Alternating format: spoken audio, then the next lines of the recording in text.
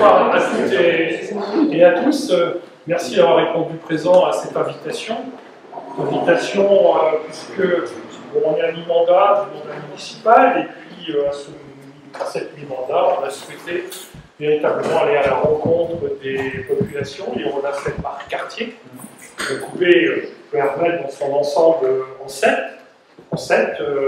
Une des fractions, c'est on a fait Saint-Jean l'autre jour, voilà quoi, et on avait toutes les populations d'un quartier assez élargi à venir à notre rencontre. Je ne suis pas tout seul, hein, bien entendu, ce soir, je suis accompagné de quelques conseillers et adjoints qui sont disponibles. Voilà, localement, Guylaine, qui est la digne représentante de Montterrain, est bien entendu largement présente. David, qui est très, très actif également dans la municipalité, qui est aujourd'hui des nôtres, bien entendu, pour pouvoir apporter des réponses, pour savoir que eux deux, dans le groupe, sont là pour, je dirais, particulièrement interroger sur des sujets qui touchent à Montterrain dans sa globalité, mais pas que, parce qu'on fait véritablement partie de Hermel, avec une politique d'ensemble qui est valable sur tout le territoire de Hermel, dont fait partie bien entendu Montterrain, c'est bien en ce cadre-là. Alors je disais, des réunions publiques qui sont là, c'est pas fait je ne suis pas là pour faire un long discours et vous vanter un petit peu ce qui a été fait, ce qui peut être fait, ce qui sera fait, etc. Je suis surtout là, je vais faire une petite présentation des choses quand même, en préalable, quelques éléments que je voulais échanger avec vous. Mais ce que je veux, c'est surtout échanger avec vous, c'est-à-dire que je suis là pour écouter, vous entendre sur vos interrogations, sur vos questions que vous pouvez avoir, sur les sujets que vous souhaitez aborder. Là-dessus, il n'y a pas de restriction, hein. Je suis là pour y répondre, on est là pour y répondre, tenter de trouver des solutions si jamais il y a des problématiques.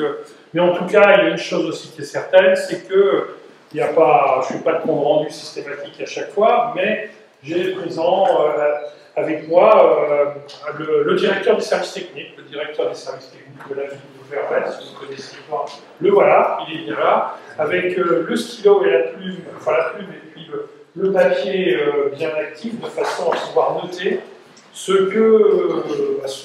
les doléances qu'il peut y avoir, les questions qu'il peut y avoir, les problématiques qu'il peut y avoir, et notamment tout ce qui relève, je dirais, de difficultés locales qu'il peut y avoir ici et là sur la bonne circulation, sur les aménagements, sur voilà, des choses qui peuvent être revues, corrigées, améliorées. On peut tenter, essayer de trouver une réponse. Alors, j'en profite pour dire que, effectivement, même au Hermel, il ne faut pas nécessairement attendre des réunions plénières comme ça pour avoir une doléance de ceci, de cela. Vous avez des interlocuteurs locaux, je vais le dire, c'est plus facile, mais il y a aussi la possibilité de nous écrire, hein, d'envoyer un mail directement, par voie de mail, c'est facile, tout simplement parce que c'est un écrit, et qu'un écrit, ça permet de tracer, ça permet aussi de l'adresser directement au service concerné.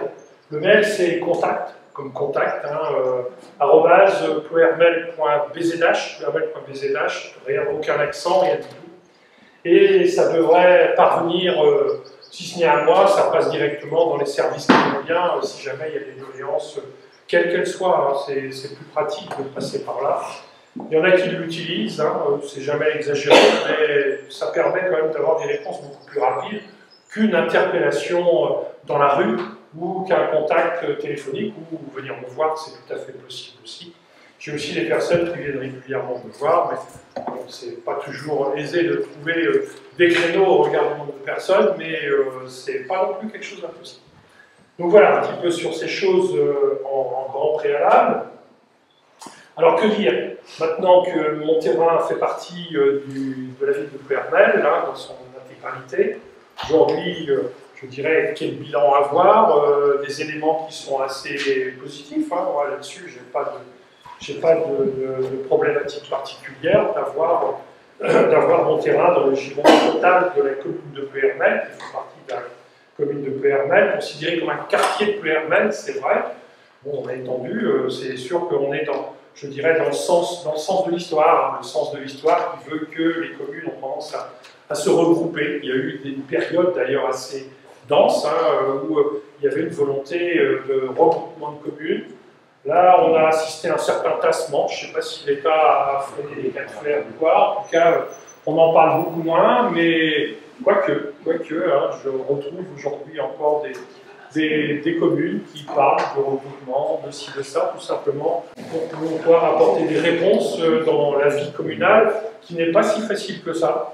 Quand on est une plus grande ville, c'est plus simple, on a des services, on a des moyens, on a des personnels, c'est toujours quelque chose qui est, je dirais, structuré, qui permet d'apporter des réponses aux attentes des populations, mais je dirais les difficultés des petites communes qui, elles, ont des budgets très réduits, ont surtout des personnels très réduits, et souvent le maire et les élus sont condamnés à être les corvéables de service du matin au soir et quelquefois du soir au matin, et ce n'est pas du tout l'esprit qu'on devrait donner à l'ensemble des élus qui ne sont pas là pour être les corvéables de chacun, mais pour bien entendu animer leur territoire pour faire en sorte à ce qu'ils puissent bien progresser et bien être et répondre aux attentes de la loi. Parce qu'il y a aussi les attentes de la loi, les attentes légales qui gèrent notre fonctionnement du quotidien.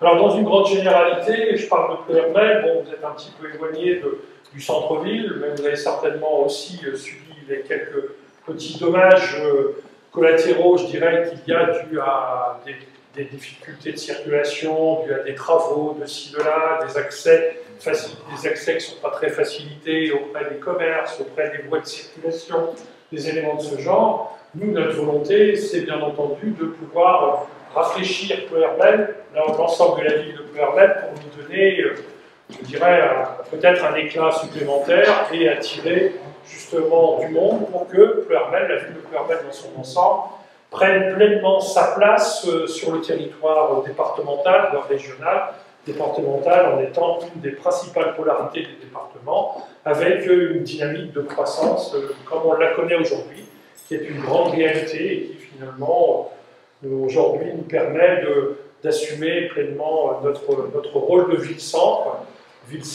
qui est une ville qui accueille bien entendu non seulement des élèves, beaucoup, des scolarités importantes, avec, je crois que c'est 5100 élèves, quelque chose comme ça, Maurice me dirait mieux que moi, mon adjoint Maurice Olivier, mais dans l'ensemble, entre les lycéens, les collégiens, et puis bien entendu les petites écoles. C'est vrai que l'école de Monterrain ferme, c'est une réalité qui s'estompe un petit peu. On voyait inéluctablement un peu les effectifs décroître, comme on le voit dans d'autres, je dirais, sur Saint-Jean-de-Luna, on est à peu près dans le même temps, il y a encore des effectifs pour que l'école se maintienne. Pour combien de temps, je ne sais pas, on n'est pas dans une spirale de croissance. Il y a de moins en moins d'implantation de jeunes couples avec enfants, c'est plus compliqué. Voilà, l'éducation nationale nous demande de véritablement organiser les choses structurellement en fonction des effectifs, et quand les effectifs sont insuffisants, on ferme. À nous de nous organiser pour qu'il y ait des dispositions qui soient prises, pour que on puisse accueillir et transporter favorablement les enfants en direction des écoles de Ploërmel, notamment, puisque ça dépend de la ville de Ploërmel aujourd'hui. Voilà un petit peu sur ce volet éducation où on est un petit peu sur l'ensemble, puisque j'en parle, autant continuer sur ce biais. On a des écoles, je le disais, assez étoffées. Il y a un lycée qui va s'ouvrir très prochainement, dans la rentrée scolaire, le lycée Mona Ozouf, qui est un nouveau lycée de belle gamme, belle construction. J'ai vu, il est presque fini, puisque je vois qu'il y a quelques visites qui s'organisent de la part de la région pour véritablement le doter. Il y aura des élèves supplémentaires. C'est un gros investissement, parce que j'ai vu que c'est passé en commission permanente hier au conseil régional. Ça coûte un peu plus de 38 millions quand même, 38 millions de travaux sur ce seul lycée. Ça, c'est des choses qui ont concours un petit peu à développer le territoire et ses structures. Il faut savoir qu'on a aussi les autres lycées, tels que le lycée Lamennais, qui se développent. On a 1800 élèves quand même au lycée Lamennais, avec aujourd'hui une grue qui s'est montée hier à côté de notre déplacement du monument aux morts. Il y avait une grue, parce qu'il prévoit justement la réalisation des modifications structurelles au lycée Lamennais, notamment sur un sas d'entrée, etc., avec quelques millions d'euros d'investissement là aussi pour faire un lycée performant. Évidemment, je dirais, le fait d'avoir été boosté par la vue d'un lycée public fait que chacun se remue. Moi, ça m'intéresse parce que derrière tout ça, il y a aussi l'objectif de développer des formations supérieures, des formations post-bac. On ne propose plus à PERMEL que des formations allant jusqu'au bac, on veut aller plus loin. Il y a des formations BTS qui sont en place, des bac plus 2, que ce soit sur l'ANEL, que ce soit sur la touche, et que même nous proposerons également le lycée Mona Ouzouf. On souhaite également, nous, pouvoir apporter des voies supplémentaires avec je dirais, un accord premier qui a été trouvé pour construire des formations supérieures par le biais de l'Université de Bretagne Sud, l'UBS, qui est implantée sur Vannes-Lorient, principalement, avec une antenne à Pontivy. Pourquoi pas une antenne à PERMEL? C'est le défi qu'on s'est donné et qui, j'espère, aboutira. En tout cas, on y met les moyens. Et la structure de l'UBS est tout à fait d'accord pour pouvoir travailler dans ce principe. Voilà un petit peu sur le volet éducatif, sur le volet, je dirais, emploi, dynamique, etc.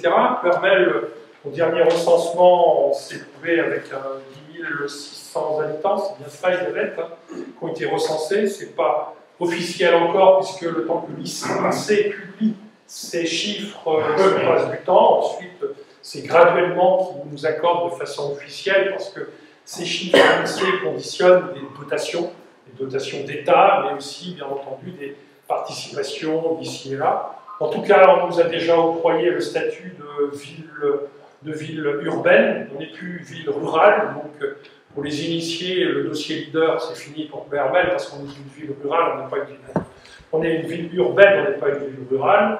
Donc, de ce fait, voilà, c'est déjà une caractérisation qui montre qu'il y a cette évolution dans le caractère de la ville. C'est une ville également qui est classée comme étant très dynamique. Quand je dis dynamique, c'est-à-dire qu'on y retrouve un volet économique qui est assez important. Il y a un chiffre qui est assez évocateur, c'est 9500 emplois sur la ville de PERMEL. 9500 emplois qui sont distribués, bien entendu, entre divers, autant au titre de l'industrie, mais aussi au titre des services, au titre des commerces, au titre même de la santé, l'école, etc. Ça fait 9500 emplois sur la ville. Ça veut dire qu'il y a beaucoup de monde à se déplacer, à venir tous les jours travailler à PERMEL, à vivre à PERMEL, etc. Nous, ce qu'on a maintenant comme réponse à apporter, c'est apporter des réponses d'ordre, je dirais, bien vivre sur le territoire, résider sur le territoire, avoir les loisirs sur le territoire. Autrement, on ne peut pas être, je dirais, dans une spirale de satisfaction à l'implantation, de développement, si on n'a pas toutes ces conditions réunies pour pouvoir accueillir des familles, des jeunes, bien entendu, mais aussi qui fondent leur famille, qui vivent sur le territoire, qui se développent sur le territoire et qui enrichissent graduellement le territoire. Alors pour ça, on développe des politiques d'habitat avec des constructions potentielles sur la ville de PERMEL. Vous allez me dire, pourquoi pas ailleurs? Aujourd'hui, on doit par contre, bien entendu, prendre en compte les réalités en termes urbanistiques. Les réalités urbanistiques sont des contraintes foncières majeures, puisque la loi durcit le ton de façon considérable en nous interdisant de pouvoir se développer partout, de pouvoir continuer à habiter, je dirais, à la campagne, c'est comme ça que c'est présenté, de pouvoir organiser des choses qui auparavant avaient cours, avaient lieu, étaient autorisées. Demain, ce ne sera plus le cas, au contraire, on a je dirais, des resserrages de vis, si je peux m'exprimer comme ça, qui sont assez importants et même très importants vis-à-vis des futurs documents d'urbanisme qu'on se doit de mettre en place. Pour mon terrain, on aura certainement l'occasion peut-être de l'évoquer dans les questions, mais on passera effectivement, comme la loi nous l'impose, autrement il n'y aura aucune urbanisation possible, d'une carte communale à un dispositif de PLU, de plan local d'urbanisme, avec une donnée qui doit être calée sur la loi climat et résilience, qui est la dernière loi votée par nos parlementaires et qui nous impose une certaine rigueur en termes de gestion des espaces et de développement des espaces en termes d'urbanisme. Alors c'est vrai, passer d'une carte communale à un PLU, c'est une marche qui est très haute, très très haute. Hein. Tant aujourd'hui, ça fonctionne, mais demain, ce sera pas du tout le cas. En tout cas, ce sera calé sur le même modèle qui est dans la totalité de la commune de Berne. Si ça peut vous rassurer, c'est exactement ce qui se passe dans tous les autres villes, communes, tout ce que vous voulez de France et de Navarre. Aujourd'hui, on est bien dans cette optique. Il y a une volonté de véritablement maîtriser les développements des villes de façon à éviter leur développement en campagne. Ça ne plaît pas à tout le monde, c'est vrai, bonjour. C'est pas que ça contraint énormément. Ça ne donne pas des perspectives faciles comme on pouvait l'imaginer auparavant, avec des facilités, notamment des perspectives financières pour ceux qui sont propriétaires de terrain et qui les imaginent autrement urbanisés que de rester un espace nature ou agricole. Enfin, tout ça, c'est à concevoir, c'est à imaginer, et voilà comment on devra fonctionner. Actuellement, on est en cours de révision de ce PLU, parce qu'on a obligation de le réviser, même si je sais pertinemment que à peine on l'aura terminé, je ne suis pas sûr qu'on l'ait terminé, on sera déjà dans un autre processus qui sera celui de faire un PLU intercommunal, c'est-à-dire qui permettra d'avoir une gestion complète de tous les territoires sur la taille de la communauté de communes. La communauté de communes, puisque j'en parle, un petit mot là-dessus, 30 communes, 43 000 habitants, on fait partie de cette grande famille. Je dis cette grande famille parce qu'on a la volonté de développer des choses sur les territoires, sur l'ensemble des communes de la communauté de communes, pour que chacun se sente bien chez lui. On n'est pas là pour aspirer la totalité des populations actives, je dirais, auprès des principales centralités. Non, c'est le choix, chacun fait son choix de résidence, et dans son choix de résidence, il va pouvoir trouver des réponses. Il va pouvoir trouver des réponses en termes d'habitat, en termes de qualité de vie, en termes, je dirais, d'éléments confort, entre guillemets, à la mesure où on peut se trouver. Alors, voilà, on doit pouvoir accéder à l'Internet normalement, à la téléphonie. Alors, vous allez me dire, ici à Monterrain, c'est un très mauvais exemple. Je changeais tout à l'heure avec le journaliste Jacques Guillon qui me disait, c'est vrai que ici à Monterrain, c'est compliqué.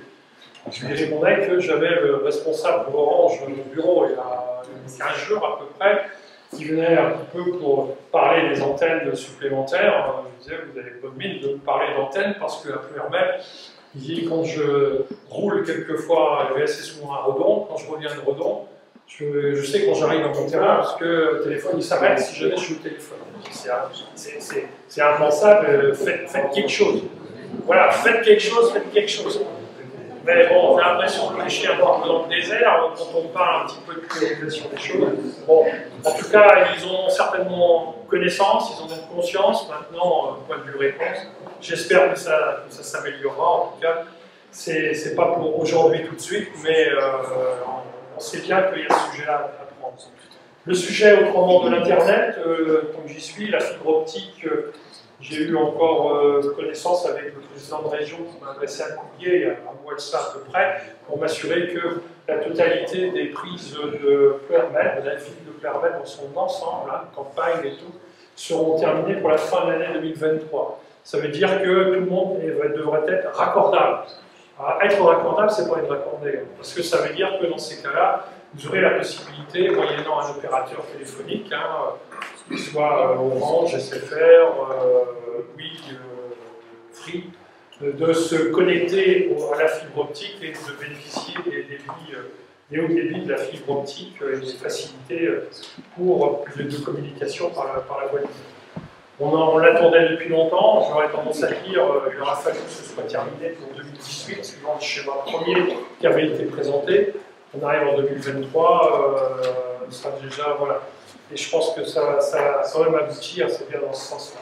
Je suis confiant parce que la plupart, il y a eu pas mal de prises de libérés déjà, même dans Plouermel et ses environs, même dans la campagne de Plouermel, mais ils sont plutôt allés du côté de Saint-Bernard que par ici, il y en a peut-être qui sont connectés déjà. Je n'ai pas la connaissance de tous. Voilà un petit peu, qu'est-ce que dire d'autre sur notre sujet? La santé un petit peu, je disais que ça faisait partie, bien entendu, des emplois qu'on avait. L'hôpital de Plouermel, je dis ça parce qu'il y a quand même 750 emplois sur l'hôpital de Plouermel. C'est pas rien, 110 médecins qui pratiquent de façon partielle ou temporaire ou à plein temps, mais toujours est-il qu'il y a de l'activité. J'ai vu un petit peu comment ça fonctionne. J'ai pu mesurer l'autre jour le service IRM, comment ça fonctionnait. Ils m'ont dit qu'ils étaient sous là, parce qu'il y avait qui marchait à plein, qu'ils avaient des rendez-vous à plein et que ça fonctionnait bien. Et quelque part, ça remplit pleinement la demande. Hein. Le cahier des charges était justement d'avoir un outil qui soit performant et qui apporte des réponses médicales aux praticiens du secteur. C'est aujourd'hui, en tout cas, une bonne réussite dans ce sens-là. Et surtout, ce qu'on a réussi à trouver, c'est d'avoir des praticiens qui permettent de pratiquer, je dirais, d'avoir justement, permettre l'exercice de toutes ces fonctionnalités. Si on n'a pas de médecin, ça marche pas. Jean-Michel pourrait certainement, Michel Barrault, qui est ici présent ce soir, pourrait en parler plus longuement et plus largement que moi, certainement. Enfin voilà l'état d'esprit général qui est celui-là. Donc oui, la santé, on n'échappe pas à parler un petit peu des difficultés de recrutement médical, des difficultés qu'on a à avoir des médecins référents. Je ne sais pas si tout le monde en a, mais à partir du moment où on a notre médecin référent qui s'en va, je sais que c'est la croix à la bannière pour trouver un remplaçant, c'est la croix à la bannière pour trouver un nouveau référent pour le groupe. C'est un peu inquiétant, même nous dans les EHPAD, on voit un petit peu les complications que ça fait, puisque quand on vient d'une commune d'à côté, qu'on a déjà un médecin et qu'on vient dans un EHPAD à Puermel, le médecin il support. Donc il faut trouver quelqu'un d'autre et s'organiser. Heureusement qu'il y a encore quelques médecins retraités qui assument la tâche, Jean-Michel, c'est bien ça. Et puis, quelque part, en espérant qu'on arrive à trouver des réponses à cette démographie médicale.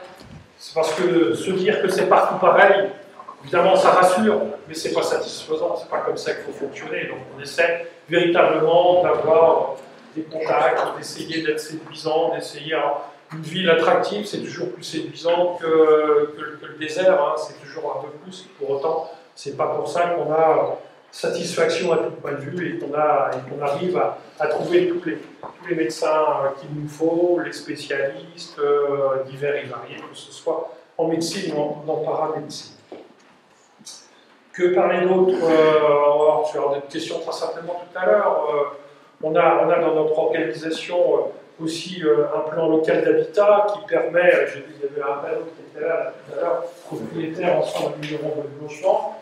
On travaille avec la communauté de communes. Dans ce cadre-là aussi, nous, on est capable d'accompagner. On a des politiques globales qui font qu'on veut que les propriétaires, les investisseurs aient la possibilité de trouver des accompagnements, le cas échéant, pour pouvoir améliorer les logements, tant d'un point de vue énergétique que d'un point de vue accessibilité, etc., de façon à les rendre en conformité et faire en sorte à ce qu'on ne soit pas obligé d'en construire des nouveaux, de toujours construire du neuf et toujours aller à l'extérieur en oubliant l'existant qui finalement se dégrade. C'est le cas beaucoup dans le centre de la ville de Puermel, plus sensible encore qu'ailleurs, où on voit des bâtisses anciennes, j'allais dire vieilles bâtisses, mais ça fait partie un peu du contour de la ville de Puermel, et qui à l'intérieur ont des logements qui sont, je dirais, qui commencent à côtoyer un petit peu l'insalubrité, et ça, c'est pas acceptable.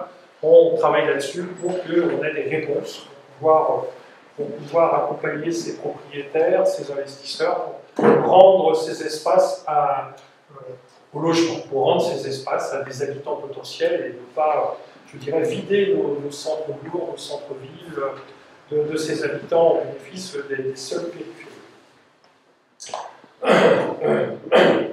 Que dire d'autre? Je ne sais pas, comme dans une généralité. Les déchets, voilà, c'est ça. À chaque fois j'ai des questions qui sont portées là-dessus, c'est vrai. Les déchets, c'est le principe de la communauté de communes, mais c'est pas parce que c'est la communauté de communes qu'on n'en parle pas ici. Au contraire, hein, je suis aussi président de l'intercommunalité. Je dirais, au titre des déchets, on a une grosse problématique. C'est un accroissement considérable du coût. Ça coûte de plus en plus cher, tout simplement parce que dans le cadre de la gestion, on a des nouvelles obligations.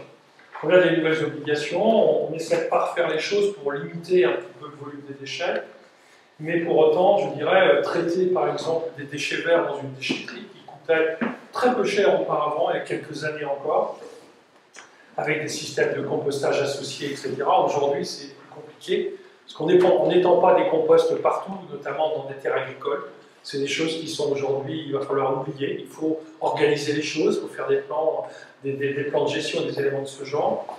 Résultat, on se retrouve avec un accroissement important de notre coût de gestion des déchets.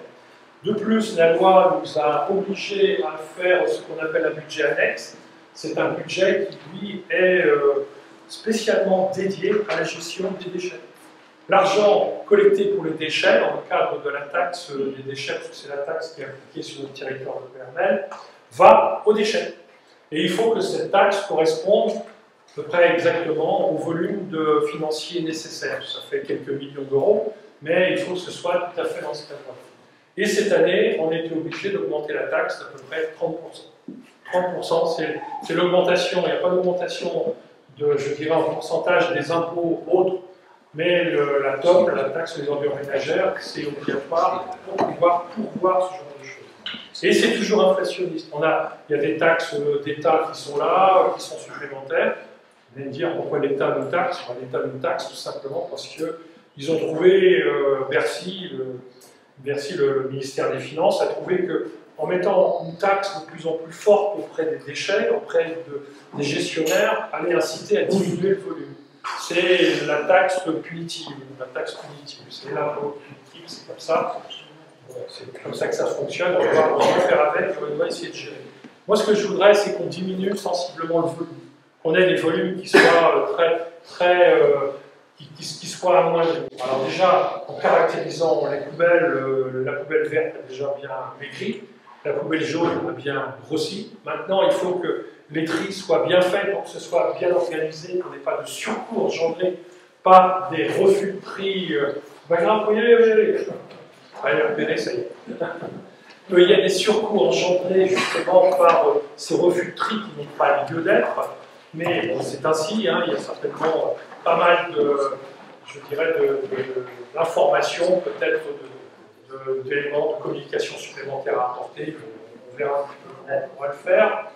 Et puis, la déchetterie. La déchetterie est un grand sujet. On a décidé de gérer la déchetterie à l'optimum. Pourquoi? Parce qu'on se rend compte qu'on a beaucoup de volumes de déchets qui viennent de l'extérieur. Je dirais, vous autres particuliers, quand vous payez, c'est pour le financement des déchets dans la globalité. C'est la poubelle verte, c'est la poubelle jaune, c'est la déchetterie. Tout ça, c'est la globalité, ça finance l'intégralité des choses. Et la moitié de l'argent, aujourd'hui, qu'on consacre aux déchets, part à la déchetterie. C'est considérable, les volumes et les coûts financiers. Alors pour ça, on badge à l'entrée. On badge à l'entrée, vous avez droit à un macaron pour pouvoir rentrer à la déchetterie, qui vous permet d'aller à la déchetterie de PRML ou à la déchetterie de Guillac. C'est une déchetterie communautaire, hein, c'est pas l'un, c'est pas l'autre, il n'y a aucun problème, c'est à peu près les deux mêmes. Mais voilà, au point de vue accès, mais seuls les titulaires des badges peuvent rentrer. Et c'est important. Alors ensuite, on a aussi supprimé un peu l'accès des déchetteries aux communes. Le PRML la première. Aujourd'hui, les déchets verts de la ville de PRML vont directement sur une centrale, enfin pas une centrale, une plateforme de gestion où c'est broyé et c'est réutilisé dans les services déchets, pas déchets verts, dans les services d'espaces verts qui sont complètement réutilisés et c'est très bien. Autrement, si on devait passer par la déchetterie, il faudrait financer toute cette part. Auparavant, ce n'était pas fait. Donc je considère qu'à un moment donné, ce soit uniquement ceux qui l'utilisent, qui le financent. Et on constate hein, déjà avec le badgeage une baisse considérable des volumes qui sont arrivés dans les bacs, etc., les encombrants, etc. de ce genre. On avait des personnes qui se pointaient avec une remorque de tracteur, qui prenaient la remorque dans la benne. Une benne, c'est 800 € à gérer. C'était bien sympa, ça veut dire que tout un chacun ici, on payait quelque part, tout ça. Personne ne paye 800 €, ils ont entendu à l'année là-dessus. C'était ridicule. Donc aujourd'hui, on essaie d'organiser pour que ce soit une gestion des déchets qui soit appliquée aux particuliers, financée par les particuliers. Les professionnels auront toujours un accès dans un cadre bien défini, mais moyennant finance. Les professionnels qui entreront, ils auront nécessité de financer la totalité de ce qu'ils y mettent sur le volume qu'ils y mettent correspondant. On n'est pas là pour gagner de l'argent, on est là pour justement avoir le juste financement des choses. Et les professionnels auront à terme accès à une déchetterie d'ordre professionnel qui permettra d'apporter des réponses comme ils ont dans la déchetterie aujourd'hui de particuliers, mais avec une qualification professionnelle, des horaires d'ouverture, des choses un petit peu organisé, bien entendu. Voilà un petit peu ce genre. Donc, en tout cas, si vous n'avez pas votre badge reçu, il paraît qu'il y a eu des petits ratés dans la distribution des badges. Ça a été donné par un opérateur, par la Poste en l'occurrence, pour ne pas le citer, c'est normal. Comme on n'a pas de fichier complet de tous les adhérents, pas encore, parce que quand ce sera un système différent, on verra. Ça a été mis par la Poste et malheureusement, ça a dû passer pour certains dans des paquets de pubs. Donc il y a un bon quart des Pouervelais qui n'ont pas reçu leur badge. Moi le premier, il faut d'ailleurs chercher. Donc il y a moyen de les récupérer, hein. Il suffit d'aller les réclamer, on va au service à la mairie, le service des déchets, ils vont nous en donner un autre, en demandant bien entendu un justificatif de domicile, et puis un numéro d'immatriculation de votre voiture pour mettre sur le pas. Pour évidemment faire en sorte que vous ne mettiez pas les numéros de gens alentours qui fréquenteraient la déchetterie, qui mettraient des déchets et que c'est nous qui payerons. Voilà, c'est un petit peu l'état d'esprit. Alors, je parlais de financement, on va certainement évoluer dans le mode de financement. Jusqu'à maintenant, on est dans un dispositif de taxe, on va sans doute passer vers une redevance. Pourquoi? Parce qu'on a obligation, c'est une obligation légale, d'harmoniser les modes de financement des gestions des déchets. On a un certain délai, mais là on arrive au bout des délais, pour pouvoir harmoniser les modes de financement des ordures ménagères sur le territoire de la communauté de communes. Cette grande Comcom a été conçue en 2017. Elle était faite de la fusion de 4 plus petites communautés de communes. Et aujourd'hui, il y avait évidemment des modes différents de fonctionnement, de financement, etc. Et là, on passera très certainement vers un système de redevance incitative. On doit y mettre une part d'incitatif, qui veut dire qu'on s'engage vers des dispositifs de limitation, de diminution des volumes, mais aussi une notion de tarification égale qui sera une tarification au volume en fonction des levées, etc. Donc là, ce n'est pas en fonction de la taille de l'habitation qu'on paiera, mais bien en fonction du service rendu, ce qui est normal. Comme on fait d'ailleurs ailleurs dans d'autres domaines, hein, aujourd'hui, l'assainissement qui est pris par la communauté de communes fait également référence à un budget annexe et l'assainissement, les redevances assainissement financent l'assainissement. Et d'ailleurs, depuis qu'on a structuré cela, on a multiplié par 2 les investissements sur l'ensemble de la communauté de communes, ça fait quelques millions d'euros en plus, pour pouvoir améliorer la qualité des stations qu'il y avait un petit peu partout, qui ne marchaient pas bien, qui ne marchaient pas du tout, et essayer de retrouver des qualités d'eau qui soient conformes. On peut être donneur de leçons, mais avant d'être donneur de leçons, il faut savoir balayer dans sa porte et faire en sorte à ce qu'on ait des politiques incisives en termes de gestion des eaux sales et qui polluent notre environnement, etc. Voilà un petit peu sur ces deux choses. Il y a certainement plein d'autres éléments que je pourrais évoquer. Mais bon, écoutez, je pense que j'ai assez parlé en préalable. Hein. Une bonne demi-heure, c'est ce que je m'impose et pas plus pour les autres. Et après, on a largement le temps de pouvoir échanger. On se donne d'aller jusqu'à 7h moins un quart, jusqu'à 8h, jusqu'à 20h, quoi, à peu près. Voilà, mais de toute façon, aucune question n'est interdite, bien loin de là, et puis on finit par un coup de l'amitié qui vont en général continuer à discuter encore très largement. Bon, je vous laisse poser les questions. Pour les invitations, je crois que je ne suis pas la seule à être venue sans avoir eu de courrier. Pas de publicité dans notre boîte aux lettres, donc on aurait dû trouver un courrier. J'ai téléphoné à la mairie et on m'a dit, oh, de toute façon, c'est une société qui a distribué, donc vous êtes venu passer un courrier. Je dis bien, la société, tout le monde appelle. Donc est-ce qu'il y a des contrôles? Parce que payer sans contrôler. Si on délègue à une société, c'est pas pour aller contrôler derrière. C'est une association d'insertion. Donc, vas-y. C'est une association d'insertion qui a mis des courriers dans chaque boîte aux lettres. Par pointage. C'est la 6e réunion, c'est la première fois que je pense. Ouais, mais il y a le raté. Très long. Très long. Non, mais ce que je vous dis là, c'est vrai, c'est la 6e réunion, c'est la première. Ça veut dire qu'il y a eu un raté chez moi. Il y en a eu plusieurs.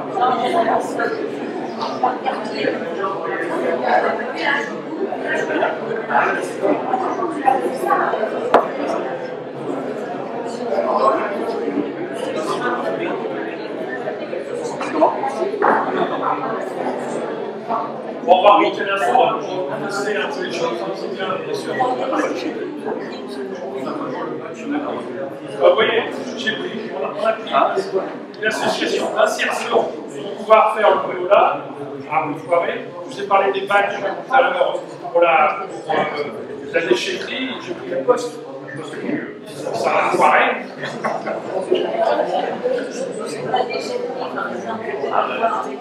Attendez, regarde, on n'a pas de micro, donc il faut qu'on se respecte. Non, mais parce que quand quelqu'un parle, il faut qu'on puisse s'entendre. Ou alors on donne le micro. Juste une deuxième question, et je laisse la parole à quelqu'un d'autre.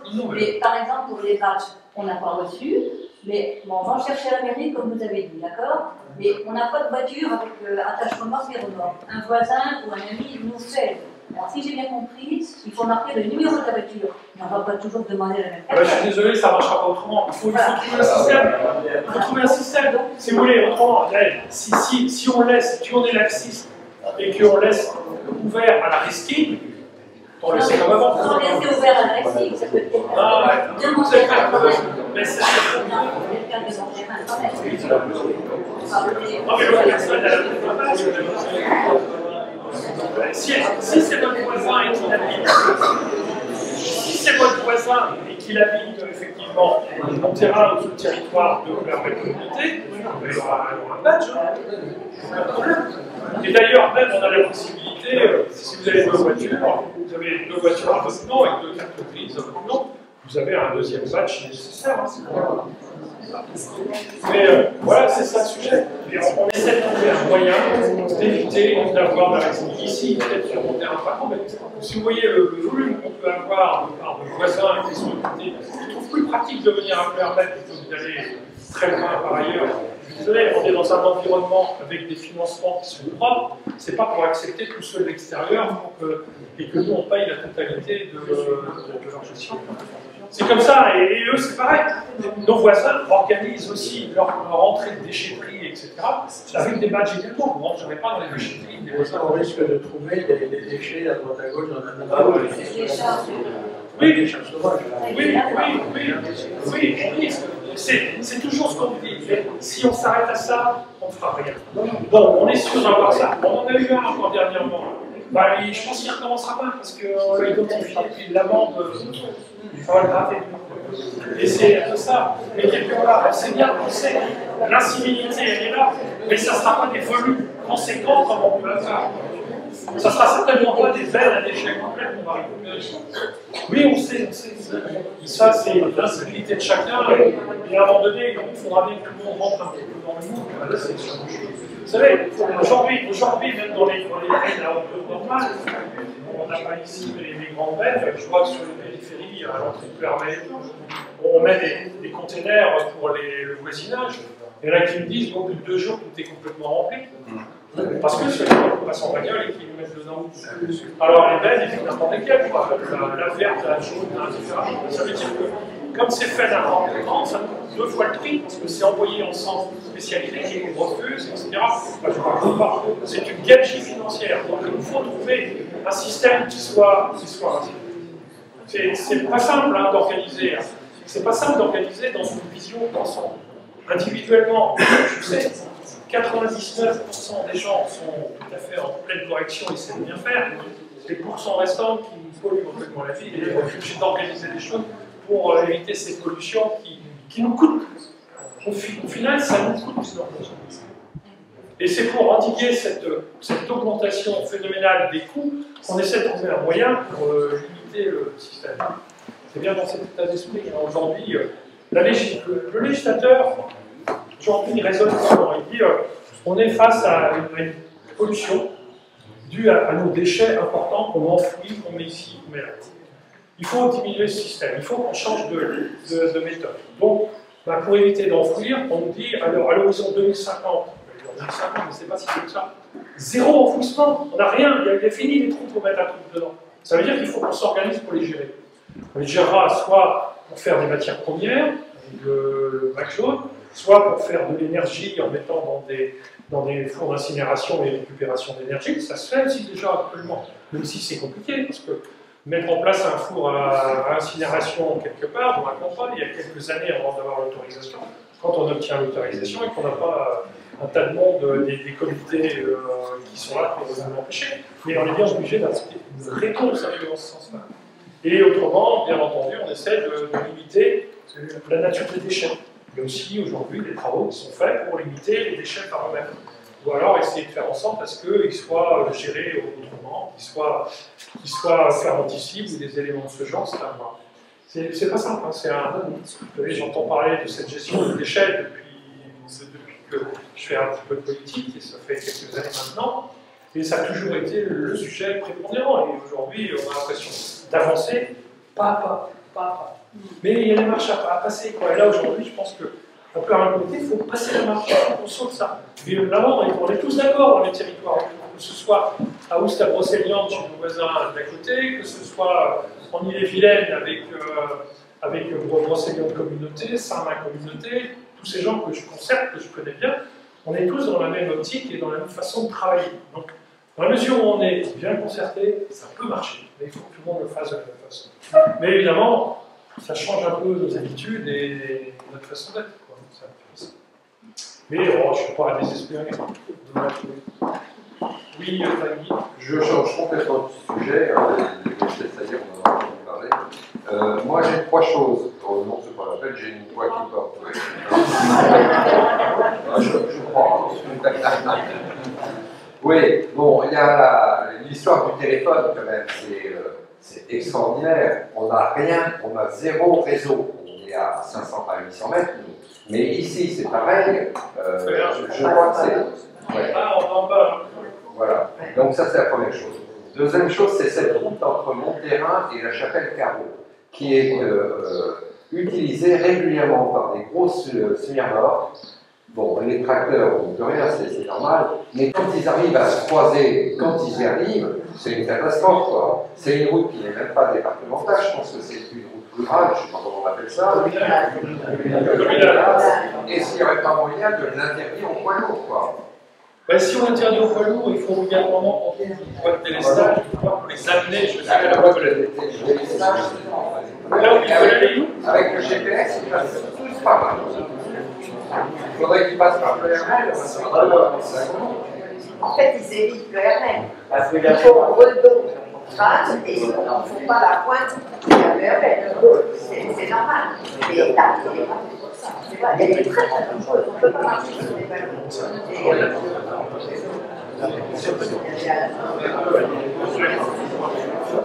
Bon, on va interroger.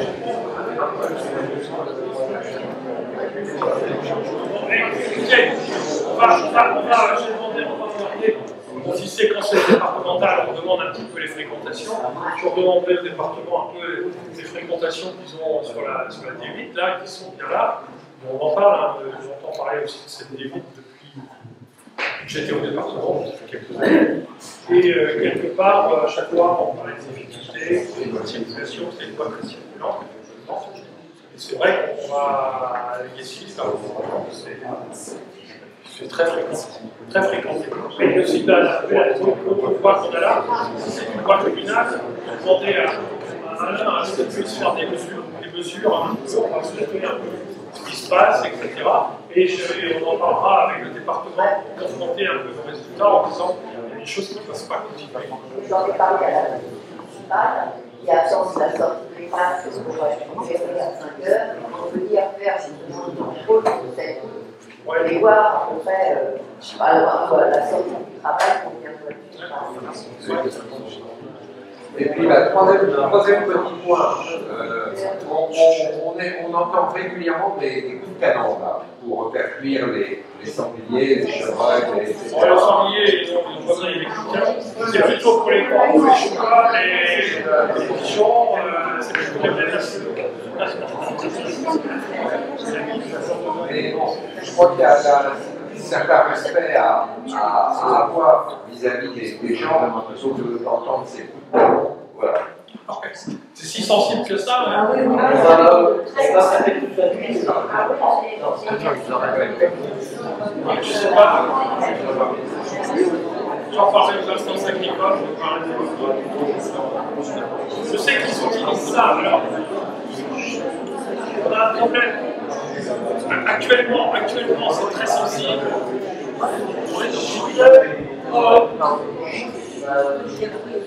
Actuellement, c'est très sensible parce que c'est la saison des semis, notamment des semis de maïs. Et on sait que, notamment les choucas, les pigeons, alors les pigeons, on l'entend parce qu'il y a les pigeons ramiers, certes, en quantité, mais il y a aussi les pigeons des villes. Et comme tel, on les reconnaît facilement, ils ont une belle couleur. Mais les pigeons des villes qui séjournent même un peu hermel sur l'église et autres bâtiments, on aimerait bien voir ailleurs, d'ailleurs, ça ne nous déplairait pas un peu les enlever là, parce qu'on a un gros souci avec les déjections, etc. Mais enfin, on ne peut pas faire n'importe quoi. Et on aimerait bien un peu s'en débarrasser, mais on ne sait pas comment faire. Alors les pigeons, les choucas aujourd'hui commencent à devenir de plus en plus présents. Et les choucas, je sais, détruisent véritablement, une fois qu'ils ont trouvé un beau champ de maïs fraîchement planté ou pas très vieux, qui est juste un peu poussé, il n'y a pas encore longtemps pour le nettoyer. Et c'est un problème avec l'agriculture. C'est un animal aujourd'hui protégé. Les fédérations de chasse sont un peu prêtes à essayer d'accompagner les agriculteurs dans ce cadre-là, mais la législation sur les oiseaux protégés, ça mettra un certain temps. Il y aura encore quelques hectares de maïs de consommer avant que quelque chose soit fait. Sur les pigeons, c'est un peu ça. Il y a aujourd'hui certainement quelques chasseurs dans la salle qui savent comment ça se passe. Hein. C'est pas toujours évident. Mais voilà un petit peu les réponses. La réponse qu'ils ont trouvée, c'est avant c'était des épouvantails, mais les épouvantails ils ne vendent plus grand monde hein, depuis longtemps, et ils utilisent effectivement des canons qui font un bruit sourd pour pouvoir effrayer. Mais je suis à peu près persuadé que de quelques salves, ces oiseaux qui sont assez intelligents ont bien pigé que ça ne leur fera pas grand mal et ils reviennent. C'est pour ça qu'il faut voir un petit peu est-ce que c'est vraiment raisonnable. Si vous dites que c'est si fort que ça, quoi. C'est réglementé. C'est réglementé. C'est réglementé, il y a des horaires à respecter parce que j'avais déjà eu à intervenir pour quelqu'un pas loin de chez Tanguy, là. Ouais. Il avait mis en veilleuse. Il y a des horaires. Oui, enfin, réglementation. D'accord, mais s'ils sont équipés, on peut nous intervenir. Il faut nous rappeler un peu l'information dans les livres. Moi, si j'ai l'identification, Jean-Claude, on prévient un peu la police municipale, il va gentiment leur dire écoutez, essayons de travailler autrement. Voilà, nous on fait appliquer la règle de façon stricte. Hein. S'il y a une règle, tu le dis Marcel, je ne suis pas assez spécialiste dans la matière, mais bon, mes agents et Jean-Claude, qui est adjoint à la sécurité, se chargera de regarder un peu quelle réglementation est à appliquer en la matière. C'est comme le bruit, hein, réglementation sur le bruit, on sait bien, on peut pas passer sa tondeuse aux heures qu'on veut, les dimanches après-midi, ou des choses qui sont très contenues, pour essayer justement de veiller à la quiétude d'ensemble des personnes. C'est pas pour laisser faire n'importe quoi par ailleurs. Ouais, allez. Bon, tout le monde, je vais revenir sur les ordures ménagères. Ouais. Au centre-bourg, il y a un petit local de communaire, là. Ouais. C'est un peu dégradé. Tout l'entourage, il y a un communaire qui est cassé, il y a des poubelles. D'accord. Alors, je sais qu'actuellement, j'ai annoncé cette même réponse, là, il y a une dernière rencontre dans ce cadre. On m'a dit qu'on a une équipe qui travaille actuellement pour revisiter, c'est bien ça alors, on a une équipe qui travaille à revisiter un peu tout ce genre de choses, donc ils sont spécialement ce genre de choses. Évidemment, je ne sais pas combien on en a sur le secteur, mais ils sont peut-être sur Cohermel actuellement. Tout faire en même temps. Non, on ne peut pas tout faire en même temps, mais ils sont tous revisités. Mais s'il y a des points très noirs, on le note. Moi, ça me permet, c'est dans le compte rendu, ça me permet d'appuyer les choses en disant, ouais, on pourra surtout pas oublier celui-là. Michel, je rejoins Michel, c'est surtout les couverts qu'il faudrait remettre sur les poubelles. Oui, sans casser. Ouais, là-dessus, c'est un peu dommage, parce qu'il y a des coupeurs. Les Reapers, on en a qui sont en régie, qui sont de chez nous, mais on en a aussi, il y a des sociétés qui sont extérieures, donc il y a des tournées qui sont en voir, et notamment sur le Black Jones, c'est des sociétés extérieures qui le font. Ils le font rapidement. Je dirais, le Black Jones, ils sont un peu, il y a son frère avec un Reaper derrière, ça ne m'étonne pas que quelque part le cavale un petit peu, et ça va du jour parfaitement. À côté de ça, ça ne marche pas, tu vois. Il y a un grand Black Jones avec un couvercle défoncé. Il pleut, l'eau est dedans, tout ce qui est dedans, les cartons, c'est foutu, c'est plus recyclable, c'est pas bon. C'est pour ça qu'il y a des couvercles aussi, pour protéger tous ces éléments. C'est quelque part un produit peut-être recyclable, qui a un bon prix pour les matières premières, que s'il a une certaine conformité. Si on a un carton qui est sous la douche perpétuelle, le carton, c'est plus la peine, ça va, c'est des déchets normaux. Tout ça, je suis d'accord avec toi.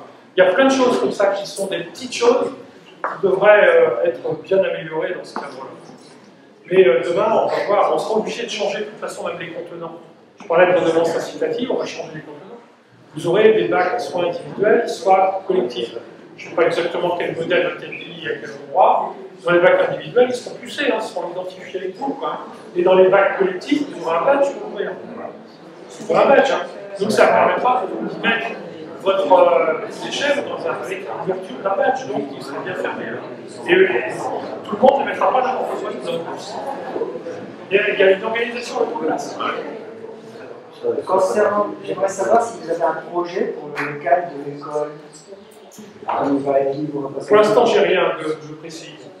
J'ai rien de précis. Boris, est-ce qu'on pose la question sur le local de l'école? Pour l'instant, il n'y a rien. L'école, on n'est pas là, c'est pas communal. C'est pas communal. Voilà. Non, mais d'accord. Oui, c'est une école privée. Donc, c'est un local ciné. On verra un petit peu si vous voulez. Jean-Noël.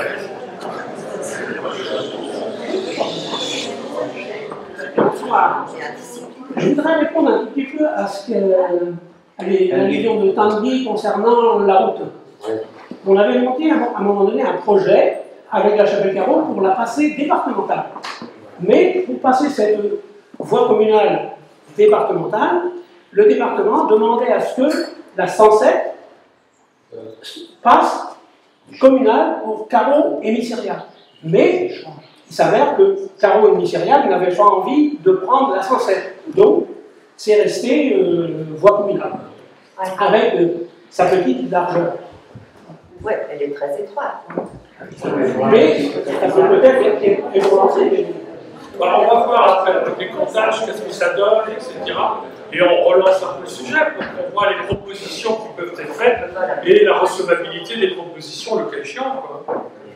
Alors, pendant que j'ai la parole, suite à la mise en place de la communauté de communes, le lissage des impôts et taxes a été établi sur 6 ans plus 1.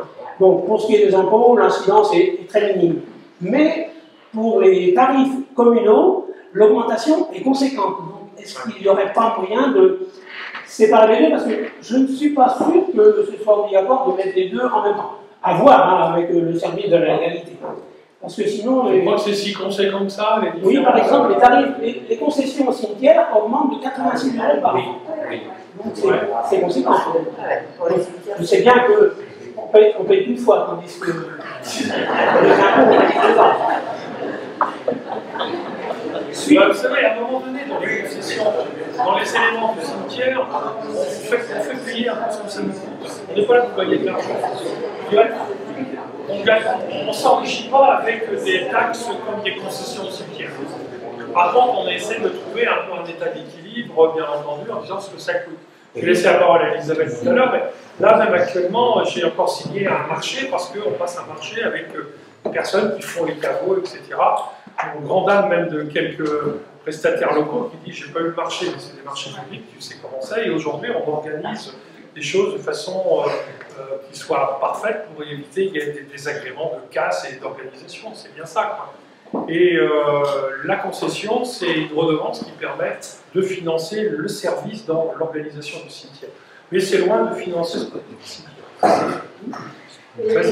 Si on a lissé, c'est surtout parce que la différence de prix était tellement importante que des PME pouvaient demander en terrain, et là, on manque de place. À un moment donné, ça peut aller très vite. Ah oui, donc, le cimetière, il n'est pas réservé au conservatoire. Et ça va très très vite. Donc, ah oui, à ce moment-là. par question d'équité, on a lissé sur, c'est quoi, 3-4 ans, je ne me rappelle plus, mais c'est sur plus tard. 3 ou 5 ans. Oui. Deuxième point, suite à la fermeture de la mairie, est-ce que c'est pas possible de mettre en place, par exemple, le passage du RV pour que les gens de terrain puissent rejoindre plus facilement le RV à l'occasion? Soit un passage une fois ou 2 par semaine. Je sais qu'il y a aussi l'appel à la demande. Ça a été mis dans le bulletin de la communauté de communes. Et le service qui vient sur la place de la mairie tous les 15 jours, France Service, et ça a également été mis dans le numéro du novembre, hein. Mais il serait peut-être bien de faire un petit récapitulatif pour que les gens enregistrent, sachent bien quelles sont les compétences de ce service pour les encourager à l'utiliser. Il est déjà utilisé, mais il pourrait peut-être être utilisé davantage. La Maison France Service, ça sert effectivement à apporter des réponses administratives à des choses qui sont un petit peu complexes, voire même à des questions quelquefois simples, mais que tout un chacun peut interroger. Alors auparavant, c'était souvent les secrétaires de mairie qui essayaient un peu ou de répondre à ces questions. Aujourd'hui, on a mis en place ces Maisons France Service. Il y en a plusieurs sur le territoire, c'est fait par plusieurs communautés. Il y en a une à Josselin, une au Port-Web, une à Moron, une à Pleuhermel, tout dernièrement. Là, la grande état-major, je dirais, est installée, mais c'est la dernière qu'on a mis en place.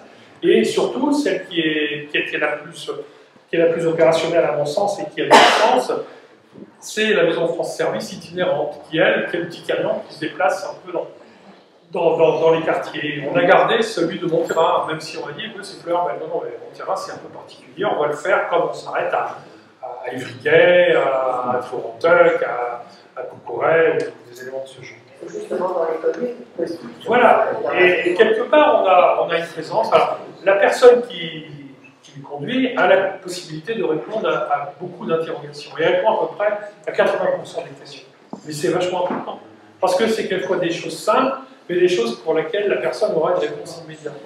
Par contre, si elle n'a pas la réponse immédiate parce que c'est un petit peu complexe, parce que c'est un petit peu spécialisé, elle sera orientée en lui disant on va prendre rendez-vous à tel endroit, je vous donne un petit peu les coordonnées pour pouvoir obtenir des réponses beaucoup plus précises par cela. Et la personne qui tient le camion, enfin comme les autres, hein, qui sont dans les autres maisons France Service, elle a une formation régulière avec toutes les dispositifs pour lesquels elle peut être amenée à répondre des questions, que ce soit la DGFIP, la CAT, la CPM, je dirais les commissions de défense, les associations, etc. Et on a des permanences qui sont même menées à Pleuhermel et on peut la renseigner en disant si vous avez une question très pointue, vous aurez une personne qui pourra vous répondre de façon beaucoup plus précise à tel endroit, à tel moment, etc. Ce sont des choses qu'on essaie d'apporter et qui fonctionnent pas mal. La question avant que tu m'as apportée, c'était sur le RIV, c'est ça? Le RIV, alors le RIV, l'organisation. Peut-être. Oui, mais je vais t'expliquer. Le RIV, oui, mais comment ça fonctionne? Je sais bien, mais lorsqu'il passe, au lieu de rentrer directement sur Pleuhermel, il peut laisser passer par. C'est un système limité une fois ou deux qui tourne dans des boucles. Il y a 7 lignes qui sont prises et qui tournent suivant des boucles en disant bon, à 8h on est là, à 8h05 on est là, à 8h15 on est là, etc. Si je le dévie quelque part, je peux tourner à l'organisation. En plus, le camion il tourne, il faut quand il arrive, il repart sur une autre tournée, etc. On ne peut pas dévier une organisation de ce genre, autrement, une fois de temps en temps. Autrement, on fout tout en l'air. Et quelque part, c'est l'opérateur qui a le marché qui doit gérer cela. Moi, ce n'est pas des employés de la ville, hein. Ce n'est pas des employés de la communauté. Hein. J'ai un marché public qui a été soumissionné à une entreprise, à un consortium d'entreprises qui l'a pris, parce que c'est assez conséquent, et qui organise ses tournées pour faire ce genre de choses. Là, actuellement, je suis en train d'essayer de travailler avec la Comcom pour, bon, comme on a quelques recettes, non pas du RIV, hein, le RIV, ça coûte 1 500 000 euros. Voilà ce que ça coûte le service d'écart. Ça nous rapporte 50 000. C'est pas ça qui est déterminant. Par contre, c'est important pour la mobilité sur le territoire. Je pense que c'était important de faire ce genre de choses. Aujourd'hui, par contre, on s'aperçoit qu'on a quelques recettes qui sont pas trop mal au niveau de la taxe, parce que c'est financé par... La mobilité, elle est financée par la taxe mobilité, qui est financée par les entreprises de plus de 10 salariés. La commune de Pleuhermel paye la taxe mobilité. La communauté de communes paye la taxe mobilité. Dès qu'il y a plus de 10 salariés, c'est concerné. Ça nous rapporte un petit peu plus que ce qu'on croyait, et je voudrais mettre, justement, et je voudrais essayer de voir si on ne peut pas organiser une navette sur la ville de Pleuhermel. Pouvoir tourner, et ça passerait par le terrain. Mais ça, c'est le sujet. Il y a aussi le transport à la demande, qui peut être organisé ici ponctuellement sur tout l'ensemble de la communauté de communes, c'est-à-dire le transport à la demande, on appelle, et aujourd'hui on a une structure, ce sont les paralysés de France qui ont le marché, c'est aussi un marché public, et les paralysés de France peuvent organiser des déplacements, notamment pour aller au centre de Pleuhermel. Voilà pour le RIV. Donc, je peux pas dévier. Tu comprends pourquoi? Oui, c'est pas si simple que ça. Parce qu'il y a vraiment une organisation dans la structure. C'est comme si tu demandais je m'excuse, pas Caroline qui relie ça dans le terrain de la licence. Ah non, mais ça, on est complètement d'accord. Moi, personnellement, j'ai quand même du mal à comprendre. Je vais expliquer pourquoi. Dans les premiers propos à la mise en place de la commune nouvelle, la question a été posée, en l'occurrence du RIV. Et donc derrière, c'était la réponse qui était apportée. Pour l'instant, c'est comme ça. On va améliorer la norme en fonction d'eux pour desservir un certain nombre de territoires, etc. On n'était pas encore commune nouvelle. Ce que je veux dire par là, c'est que Pleuhermel, avec notre rapport en termes d'habitants, etc., a permis de passer la barre des 10 000, a permis en même temps, je ne veux pas trop annoncer par rapport à ça, mais il y avait pour nous quand même une interrogation. La première réponse était la mairie deviendra mairie déléguée, et il y aura une forme de permanence de temps en temps. Donc je rejoins Jean-Noël, le fait que par rapport à la mairie, il y a une activité de mairie et il y a une activité aussi de l'autre côté de maison France Service, qui n'est pas tout à fait la même. C'est pas exactement la même. Bon, je ne rentre pas vraiment dans le détail. Et nous, ça pose question. Non seulement ça, c'est-à-dire que le jour où on a besoin d'aller sur la mairie de Pleuhermel, pour certains, difficulté maintenant pour se garer sur cette place, la place de la mairie, à vous cacher. Pourquoi? Parce que les gens de Pleuhermel, ceux qui habitent autour, sont garés sur la place, la partie qui est possibilité de se garer en permanence, et le matin, ceux qui viennent travailler sur Pleuhermel, il faut bien qu'ils arrivent à se garer quelque part, et pour nous, ça devient quelque part un peu compliqué. Début de réponse, ça me semble tout à fait intéressant sur la notion du TAD. Et moi, je prenais le schéma et je me demandais si on pouvait, nous, éventuellement, parce qu'on est en dehors presque des clous par rapport à la carte qui était ciblée, si la réservation du trajet par téléphone nous permettrait de régler partiellement ce problème-là. J'explique juste, un ancien, par exemple, qui a un rendez-vous avec le docteur, alors vous allez me dire, je suis peut-être en dehors des clous par rapport à ça, qui n'a pas quelqu'un pour le véhiculer, avec la difficulté de prendre quelquefois un taxi qui est conventionné et qui donne la possibilité à la personne de ne pas payer. Donc elle va dire, ça me revient à la peau des fesses. Et en même temps, il n'est pas simple, bon nous on connaît le texte là, il n'est pas simple tout le temps de pouvoir réserver, etc. Donc voilà, c'est une des interrogations. Je me rappelle, depuis septembre, service renforcé du transport en commun allemand, bon voilà, comment on fait? Maintenant la mairie est fermée. De toute façon, on l'a laissé ouvert quelque temps, juste après. Guylaine pourra mieux en parler. Guylaine, elle était là en train de faire le planton pendant des heures et des heures sans voir personne. Non, mais la mairie, elle était ouverte pendant que c'était commune annexe. À partir du moment où on est passé de commune annexe à commune de Pleuhermel, on ne peut pas avoir de mairie. Non, on n'a pas un agent polyvalent pour faire ça. Maintenant, effectivement, ça, je me l'étais dit très tranquillement, que même les grosses communes de 300 000 habitants, voire au-delà, la question de la mairie annexe est assez compliquée, assez difficile. Parce qu'on ne peut pas avoir tout Donc voilà, on est imaginez le champ de questions qu'on a dans une mairie. Mais la mairie annexe, elle a duré 2 ans. Et après, on n'est plus comme une annexe. Là. On est fusionné, donc on n'est plus un mail. Donc on ne peut pas faire ouvrir. Mais c'est ça, aujourd'hui, recréer une mairie annexe. Non, la question c'est comment je peux rapprocher les citoyens. Voilà. La question c'est quoi? Mais tiens, tu parles de la mairie là. C'est acté. Voilà, c'est ça.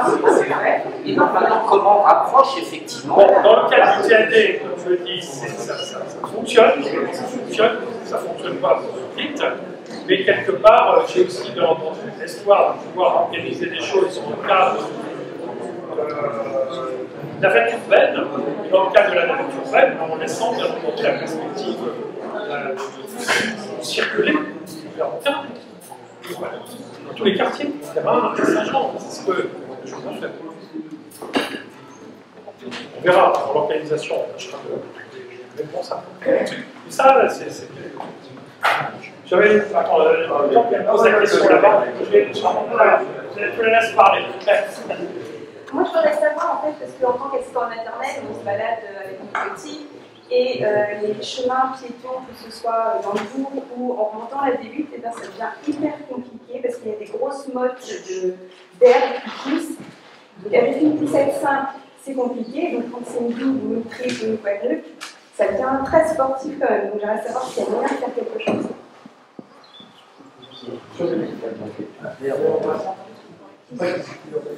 Et sans compter, parce que c'est vrai qu'on ne sait jamais s'il y a des personnes quand même à une mobilité réduite, ça peut être aussi compliqué, je pense. Voilà, la difficulté qu'on a, c'est un bien pour un mal, mais c'est ça, c'est que c'est vrai qu'auparavant, on faisait du traitement de surface chimique, et aujourd'hui, bien entendu, ça, on ne fait plus que du traitement mécanique, et c'est de la face, de la repasse, comme là.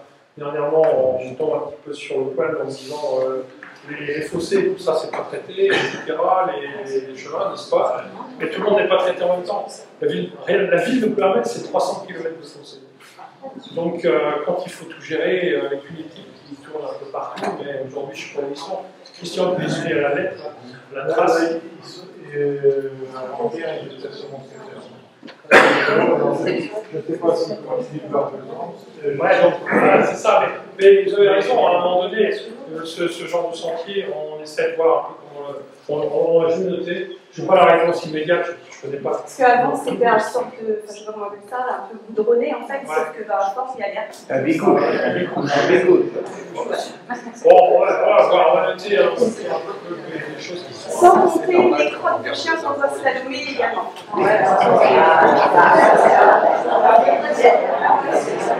Ça c'est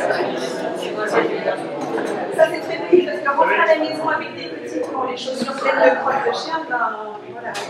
J'ai eu dernièrement dans la comité technique qui regroupe, bien entendu, les responsables de la mairie, dont chaque fait partie au type des ressources humaines, j'ai vu plusieurs qui étaient là, et moi-même avec des agents, des syndicaux des agents, qui commencent à émettre des gros problèmes en disant moi j'en ai marre d'aller, parce que notamment les espaces verts qui se retrouvent avec des crottes de chiens partout, etc. Surtout que maintenant c'est du traitement manuel. Je ne sais pas comment faire. Alors j'ai mon adjoint Bernard Roger là, qui est toujours, il aime pour les chiens.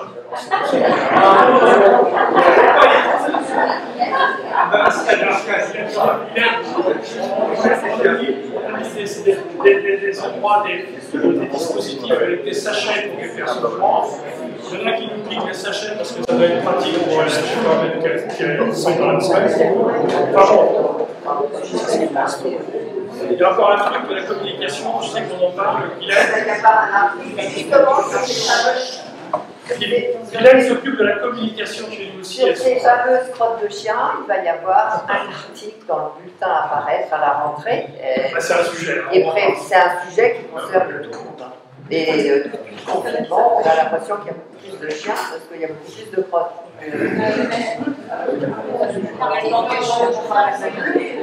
Dans la ceux qui ont un chien, parce qu'à Montéral, il y a pas mal de nouveaux, ils ont des chiens et des gros chiens.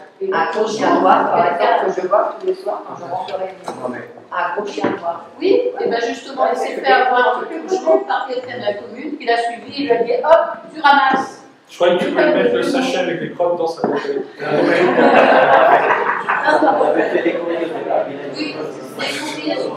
Tiens, vas-y. Pour continuer sur la voirie. Donner les adresses. Pour continuer sur la voirie dans les piétons et la rue du Classique, je ne sais pas si vous situez, je vous c'est juste l'audition du théâtre. La rue du Classique, on est quand même là depuis 82-84. À part tout à l'égout qui a été fait, c'est la seule réflexion du lieu. Alors, en ce moment, on a besoin de réflexion. Je ne sais pas si vous avez écrit. C'est-à-dire que quand on refait les rues de ce type-là, c'est qu'on change pas les toits. Il n'y a pas de trottoir, il n'y a rien. Pour les femmes qui, justement, consomment leur corps. D'accord. Je viens de dire que cette année, on n'a pas eu de traitement de la commune. Il n'y a pas eu de pas d'attente. Aucun, même pour l'année dernière. D'accord. En général, il fallait au moins 3 tonnes, 3 tonnes 5. 3 tonnes, oui. On va regarder un petit peu. Ok, donc c'est vraiment des questions entendables, c'est comme ça qu'on va voir l'augmentation. Je connais Saint-Jean-de-Arc, c'est vrai que je posais la question. Bon, d'année en année, il y a des endroits où il y a besoin de faire un inventaire. C'est pas qu'ils viennent et que l'inventaire ne soit pas fait. Et je me rappelle, il y a 3 ans, en plein Covid, Hervé avait fait l'inventaire, il a fait une traçabilité sur le sol à certains endroits, et depuis, rien. Ça n'a pas passé, au moins depuis 3-4 ans. Non, mais ça devait être fait cette année. Mais maintenant, ça devait être fait là dernièrement. Et les services techniques ont dit non, ça va, nous on a plus besoin là-bas et on ne peut pas le faire cette année, donc ça sera l'année prochaine. C'est la décision qui a été prise. On met des pièces. Pour l'année, on a quand même un budget de 200 000 euros, donc ça c'est Non, on entend bien. Quand on regarde que les voisins, on n'est pas complètement coupé de la réalité. Mais en même temps, on descend de l'ERL, on regarde les travaux de l'ERL, on regarde Saint-Jean, on regarde les Biongers, on regarde les côtés. Et on se dit, nous, qu'est-ce étonnant, ils ne sont pas passés depuis 2-3 ans. La question de la fibre, par exemple, viennent de passer la fibre sur les supports, sur Saint-Jean. La réponse, M. Dufour, c'est bien, vous l'avez donnée. En même temps, par rapport à ces questions de fibre, ça demande du temps, c'est une préoccupation pour nous, parce que la 4G, on ne l'a pas, je veux dire la 3G, la 2G, on n'a pas de réseau, et donc indirectement, notre opérateur nous demande de passer par la box, et du côté de la box, on ne joue pas sur Netflix, etc., toutes les applications de ce genre-là, et bien on a des problèmes récurrents. Ça veut dire, moi par exemple, je ne vais pas entrer dans le détail, on a un réseau qui est sous toiture, qui alimente les 5-6 maisons, même voire les 7-8 à la fibre. Ces 3 dernières années, ils sont passés pour chaque locataire au moins 2 fois. Le câble, il est face au soleil. On attend qu'il se passe quelque chose. Soit que le téléphone fonctionne, la 4G, ou soit que la fibre passe, qui nous permettrait partiellement de régler. Alors je dis, la fibre, c'est peut-être pas génial pour tout le monde, parce qu'il risque d'y avoir une augmentation de coûts, etc. Cela étant, on aimerait avoir une qualité qui est supérieure à ce qu'elle est à terrain. Ok, mais là, alors on a très petit. Alors le coût, on comprend, hein. On a une très petite maîtrise dans la mesure où la fibre elle est pilotée directement par le syndicat Vigalis, l'organisme dans la grande. Vous êtes dans le Sur les autres je voulais juste évoquer, il y a des difficultés au niveau des carrières de course, au niveau de la grande maison très haute, là, au pied de la V8. Il y a beaucoup de voitures qui stationnent dans le virage où il y a des poubelles.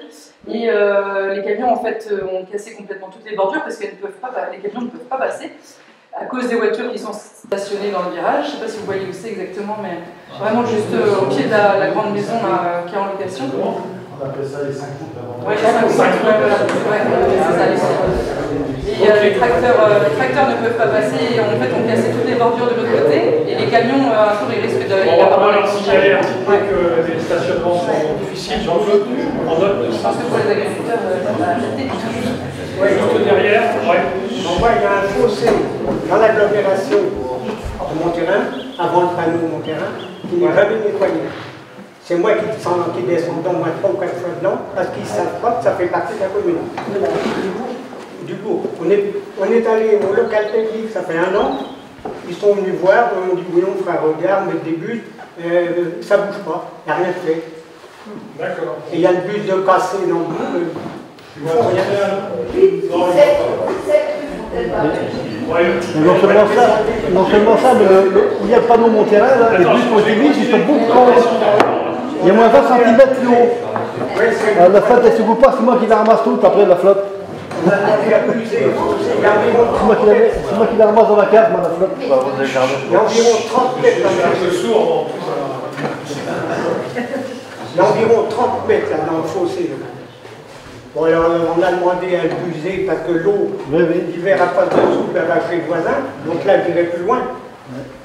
Mais alors, ils sont venus voir, mais bon, je sais plus. C'est pas suivi des faits. Parce qu'avant, c'était le département, parce que le panneau était plus haut. Le département coupé jusque-là. Ouais. Maintenant, il y a 30 mètres. Hein, c'est pas fait, d'accord. Personne ne s'en occupe. Et puis, ils l'inondaient régulièrement. Ils l'inondaient régulièrement, oui. Qu'est-ce que j'avais? Une autre main, oui, il y avait moi, c'était juste pour information sur le site du très haut débit, mon terrain n'est toujours pas en phase d'étude. Il n'est pas en phase complète là-dessus. Il n'est pas en phase d'étude du tout. Ils ne sont pas dans la phase 1 de PRML. 2028. Alors ça, c'est pas un bon signal. Je n'ai pas dans ma tête la carte exacte, mais moi, ils avaient mis dedans. Il s'arrête juste à côté et il n'y a rien de mon terrain. Ça c'est pas un bon signal. D'accord. Possible, c'est ce que. Moi, je le craignais un peu tout à l'heure, tu ne m'as rien dit, mais la réalité, elle me rattrape là-dessus, parce qu'en fait, il y a eu un phasage qui a été orchestré il y a quelques années. Et je sais qu'il y a, quand il y a eu l'hypermel, ils avaient l'hypermel qui était en fin de phase 1, parce que c'était une dépolarité du département, et qui, quelque part, je sais que pourrait avoir été concerné, les parties de Topon, etc. Je pensais que la totalité était c'est pas le cas parce que c'est pas grave. Ça commence à arriver sur les côtés, mais vraiment le tour de mon terrain en tant que tel, il y a strictement rien. Bon, je saurai quand on me dira que Permel est tout bordé. Je dis non, c'est pas vrai. Donc, c'est ok, merci de. Je regarderai de très près ce truc-là, parce que franchement, j'aimerais. J'ai une réponse de M. Labbé. Alors, pour la rue du Plessis, M. Labbé est passé la semaine dernière avec M. Latiré. Les arbres vont être coupés, ce qui est chétif et malin, et une couche d'enrobé sera posée. Et ça va être incessamment.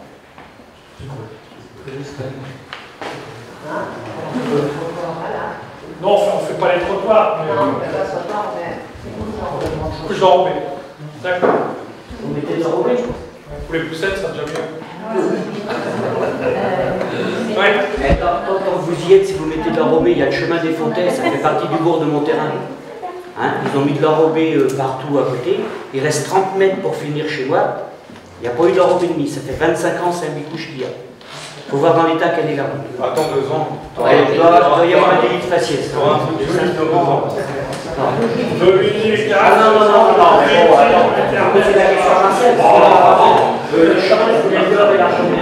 Le chemin, il est pas loin, il est à côté. Ah, mais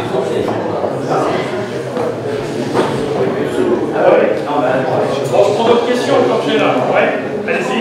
On parle d'enrobé devant le numéro 1, l'Écotel, c'est juste à la sortie du bourg, face à la route qui sort d'ici, là, il y a toujours de l'eau sur le côté. Bon, il faut reconnaître que parfois, devant chez ma cousine, il y a des camions qui s'arrêtent. Mais elle a fait la réclamation plusieurs fois et elle est vraiment inondée dès qu'il y a des bonnes averses. Il y a un problème d'écrasement. Et ça, c'est réalisé. Et ça, il faut signaler parce qu'on le constate quand il y a de l'eau. Il y a pas de chose de l'eau chez les citoyens. Mais c'est vrai, c'est pas en grand. C'est un rue d'Écotel. D'accord.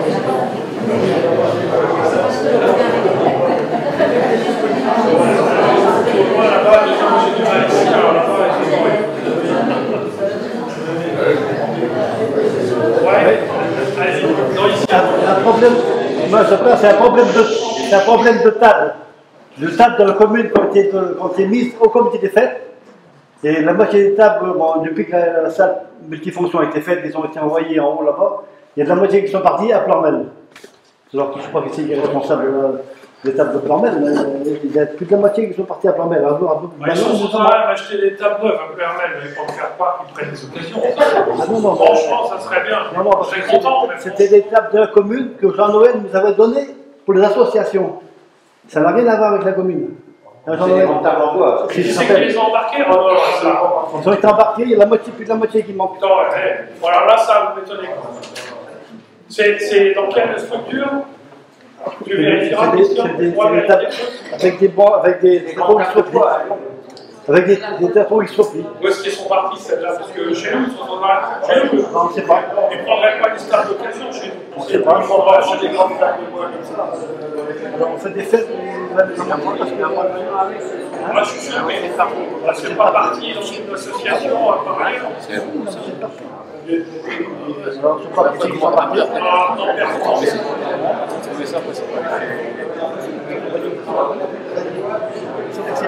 Bon, il y a d'autres questions? Oui. Mais je suis vraiment désolé. Pour dire que vous êtes favorable au dialogue, à la discussion. Ça faisait 4 ans, 5 ans, donc il y a des choses qui reviennent, et donc je suis désolé. C'est bien de pouvoir en profiter, vous ouvrez le dialogue, pour pouvoir intervenir. J'avais entendu parler, peut-être que c'est réglé, la question de l'église, du mur à l'intérieur qui se dégrade au niveau des fonds baptismaux. Alors, ça a été dit plusieurs fois, juste avant la mise en place de la commune nouvelle, qu'il fallait se préoccuper par rapport au devenir et à l'entretien d'un certain nombre de choses concernant l'église. Je dis, je ne suis pas particulièrement croyant, mais cela étant, la question se pose. Ça fait partie du patrimoine, et indirectement, on se dit comment les choses, à qui c'est à qui faire, comment, etc. Il y a 3 ans, la question est revenue, et la question persiste. C'est pas qu'au fonds baptismaux, c'est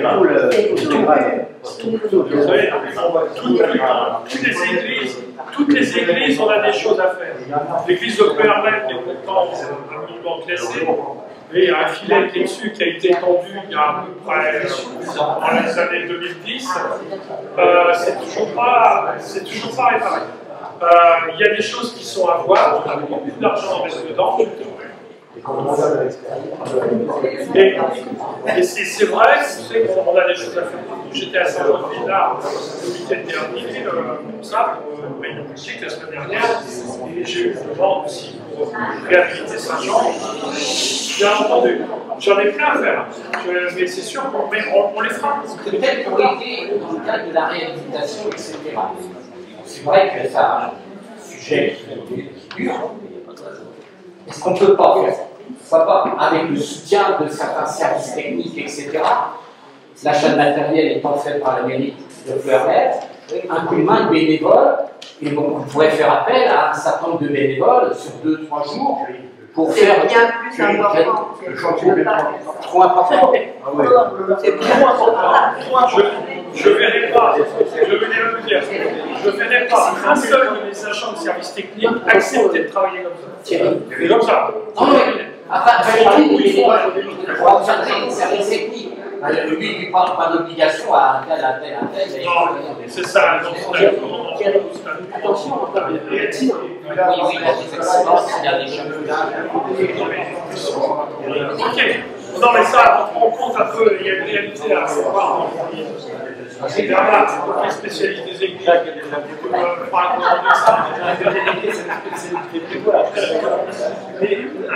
Si je peux rallonger pour l'église, ce qui est bien, c'est d'avoir au moins un comité de chapelle qui s'en occupe et qui fait quelque chose. L'autre jour, j'ai vu le Saint-Pierre qui s'occupe du patrimoine la chapelle de Saint-Gobrien, ils ont eu des travaux à faire. Bon, le comité de chapelle a apporté un peu d'argent. Et après, il y a eu d'autres actions. C'est pas une chapelle, là. C'est pas une chapelle. Une chapelle ou église. N'allez pas vous engueuler là-dessus, on s'en occupera. Continue. Je ne vais pas reprendre les articles, je vais dire votre sensibilité concernant les aînés. Juste. Il y a eu le Covid, il y a eu mairie, la commune nouvelle, etc. Bon, le rapprochement des anciens les uns les autres, c'est-à-dire du bourg jusqu'à la Moradelle, la Personnelle, la Quégois, etc., peut poser. Et donc le repas des aînés, comme vous avez dit comme ça, mais peut-être en n'ayant pas forcément tous les éléments, celui qui est fait à Plouermel, il y a déjà beaucoup de monde, c'est pas ça. Donc on essaiera de maintenir ce qui a été fait une première année, l'initiative à Montterrain, c'est-à-dire de faire le repas sur Montterrain. Qu'est-ce qu'il en est? Est-ce qu'on ne pourrait pas refaire parce que l'isolement, là, il a été terrible pendant 4-5 ans. Je sais pas. 2 ans. 2 ans et demi de Covid. Bon, un petit peu avant, parce que nous, on n'a pas eu le repas, et puis je ne sais pas comment les choses se sont établies. Certains des anciens me disaient, ouais, c'est sympa le petit annuaire, enfin le petit le calendrier, etc., le petit truc. Bon, ça manque sur mon terrain. Je ne sais pas comment le vivre. C'est enfin ces choses-là. La population de Plouermel, là-bas, à Plouermel, avant. À Plouermel, il y a eu Chantal, qui est mon affaire sociale, pour en parler, c'est elle qui s'en occupe. Voilà, si je peux me permettre, je n'ai jamais eu de retour négatif concernant mon terrain à ce sujet-là. Au contraire, bien au contraire, le premier repas que nous avons fait l'année dernière pour le repas de nos aînés, où il y avait près de 300 personnes, et où j'espère qu'il y en aura autant cette année-ci ou plus, j'espère bien. Mon terrain est convié, je suis intervenue 1 ou 2 fois lors de votre réunion, vous avez, je ne sais plus quel jour, entre vous. Mercredi. C'est ça. Donc, j'étais intervenue à plusieurs niveaux pour les repas, pour les animations qui en permettent, pour aussi le bus qui est mis à disposition si vous avez besoin le vendredi par le CCS, sur appel téléphonique. Il y a plein de choses qui sont faites pour mon terrain, et Saint-Jean d'ailleurs. Et non, je vois pas. Je pense qu'il serait intéressant. Je vois pas le. Regardez le journal municipal. La dernière fois, il y a quelqu'un qui a fait un truc fortement sympathique, d'ailleurs, qui est pas mal, sur mon terrain. Il serait peut-être bien de faire quelques trucs, rappeler quelques informations.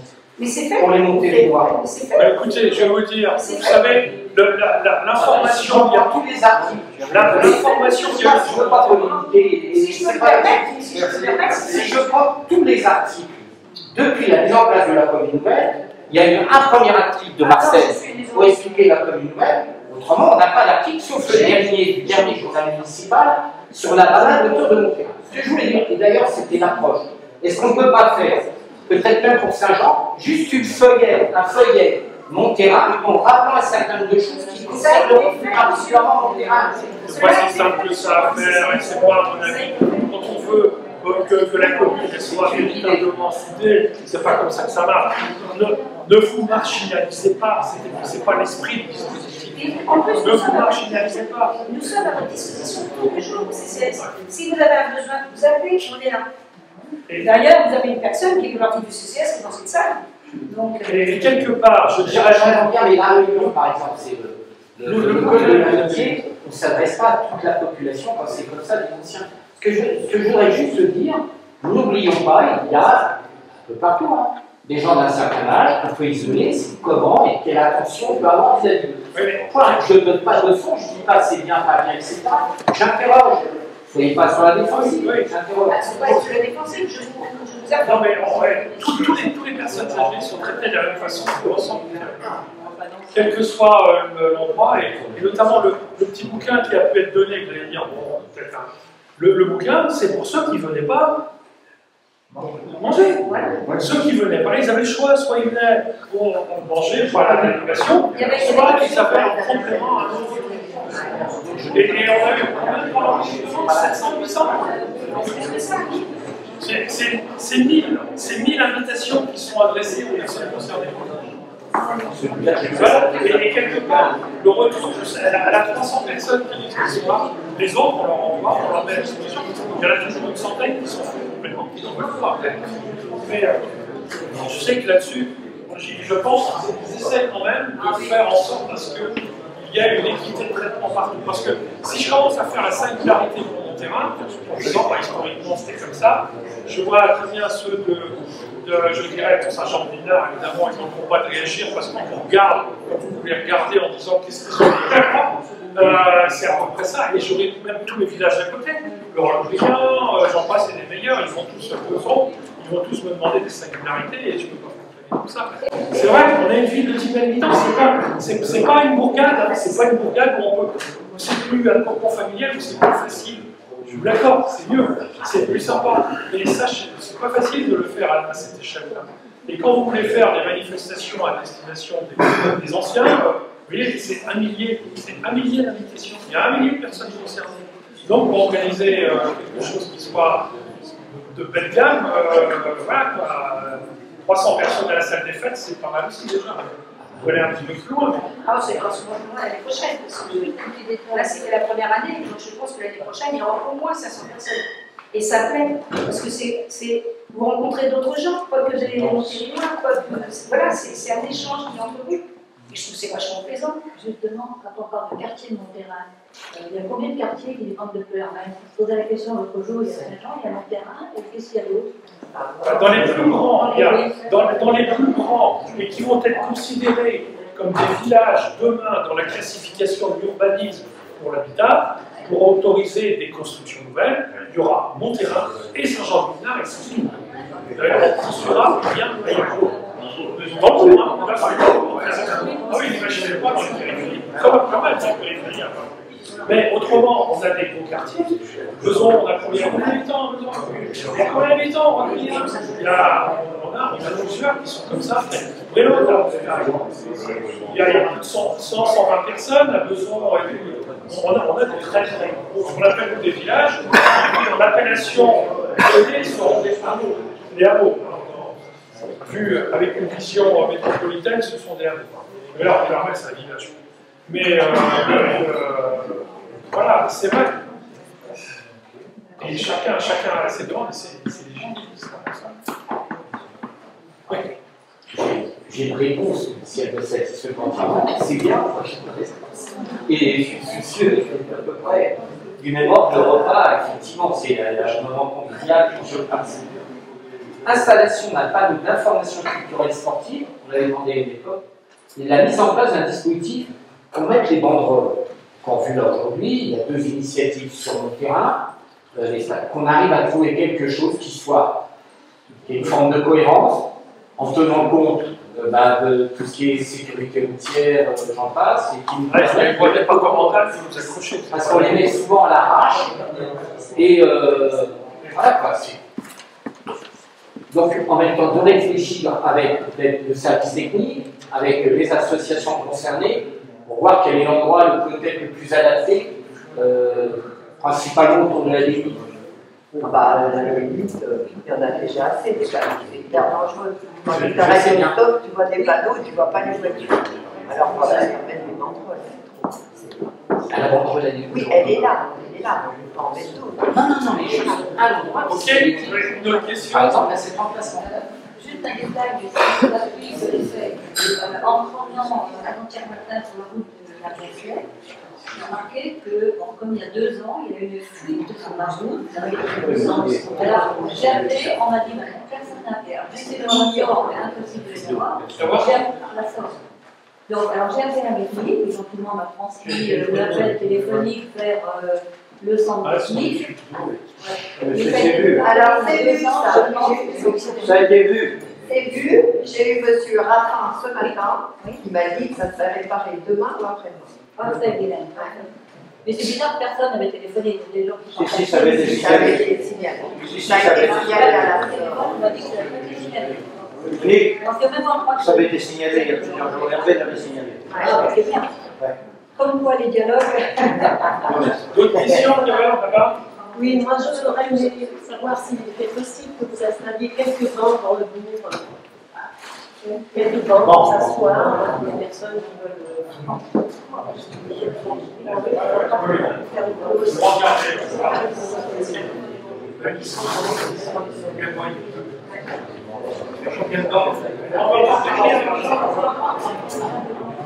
Autre question?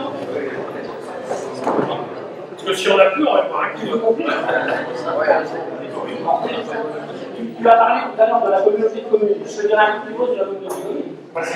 Depuis le passage à 4 communautés de communes en grande communauté de communes, tu sais que les impôts ont largement augmenté. Alors, ok, mais il faut à ce moment-là surtout aller au niveau de l'investissement. Je vous encourage à l'investissement. Donc tu sais bien pourquoi. La piscine, et puis l'athlétisme, cher à mon copain Gérard, quoi. Mais je sais bien que c'est facile à dire, c'est pas facile à faire. Par contre, pour ce qui est du stade athlétique, il faudrait faire en sorte de le passer quand même communautaire et non pas le faire supporter par les Et je vais conclure sur quelque chose d'optimiste. Pour dire qu'on a de belles salles à Montferrand. Alors pourquoi pas de temps en temps décentraliser des animations, réunions, concerts, expositions, animations sportives, culturelles. Et je voulais dire bravo et merci pour le magnifique florissement du centre-bourg, pour le maintien du bureau de vote parce qu'on y tient, pour la cérémonie du votement, et aussi pour le soutien au tissu associatif qu'il faut continuer à entretenir. Merci.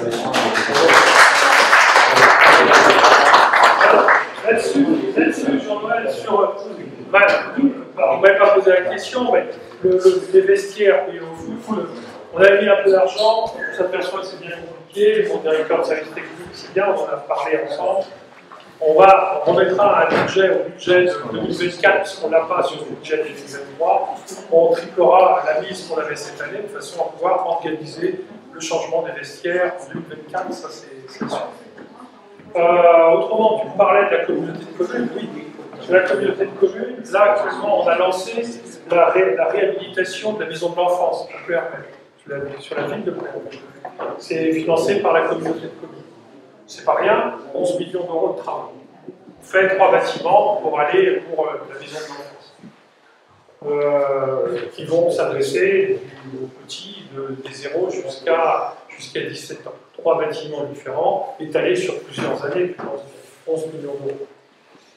Tu parlais de la piscine, oui. Actuellement, on travaille sur la réalisation d'une infrastructure et je travaille sur un budget de 21 millions d'euros. Vous voyez ce que ça peut coûter, ce machin-là, avec un budget de fonctionnement qui va coûter au moins 800 000 euros par an. C'est quelque chose de gigantesque et on est en train de travailler avec, justement, avec mes collègues de l'Interco sur est-ce possible, est-ce qu'on passe par autre chose, etc.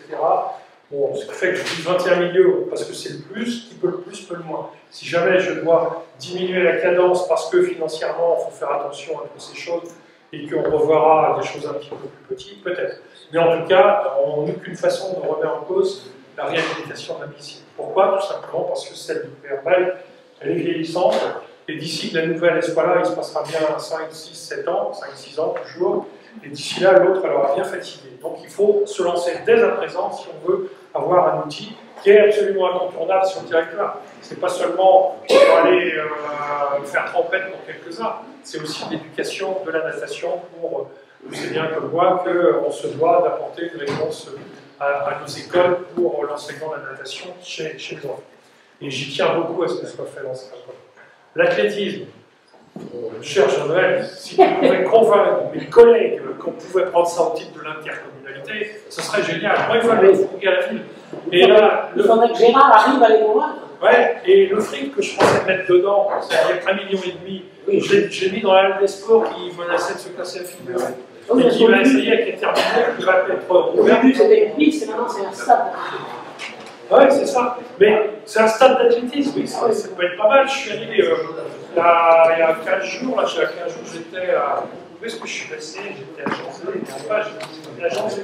Mais la piscine, d'abord, la piscine. À Janzé, j'ai vu un stade d'athlétisme qui n'est pas tout jeune, mais qui finalement pourrait correspondre. Alors, tout le monde m'a dit votre salle d'athlétisme en partant, pas question d'avoir un terrain de foot tout là-bas, ils avaient tout, un terrain de foot au milieu, etc.